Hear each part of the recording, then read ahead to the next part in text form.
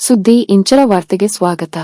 ಶಿವನಸಮುದ್ರ 5.38 ಕೋಟಿ ವೆಚ್ಚದಲ್ಲಿ ಜಗನ್ಮೋಹನ ರಂಗನಾಥ ಸ್ವಾಮಿ ದೇವಾಲಯ ಜೀರ್ಣೋದ್ಧಾರ ಮೇ ತಿಂಗಳಲ್ಲಿ ಲೋಕಾರ್ಪಣೆ. ಕೊಳ್ಳೇಗಾಲ ತಾಲೂಕಿನ ಪ್ರಸಿದ್ಧ ಪ್ರವಾಸಿ ತಾಣ ಹಾಗೂ ಧಾರ್ಮಿಕ ಕ್ಷೇತ್ರವಾದ ಶಿವನಸಮುದ್ರದ ಶ್ರೀ ಜಗನ್ಮೋಹನ ರಂಗನಾಥ ಸ್ವಾಮಿ ಹಾಗೂ ಶ್ರೀ ರಂಗನಾಯಕಿ ಅಮ್ಮನವರ ದೇವಾಲಯಗಳು ನೂತನ ಕಳೆಗುಂದಿದ್ದು ಲೋಕಾರ್ಪಣೆಗೆ ಸಿದ್ಧವಾಗಿವೆ.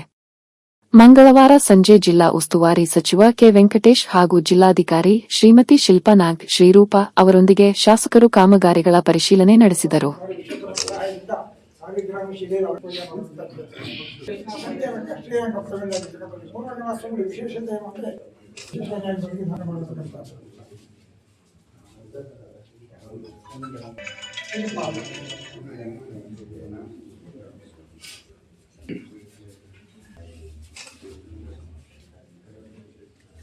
नीचे माता बैठा है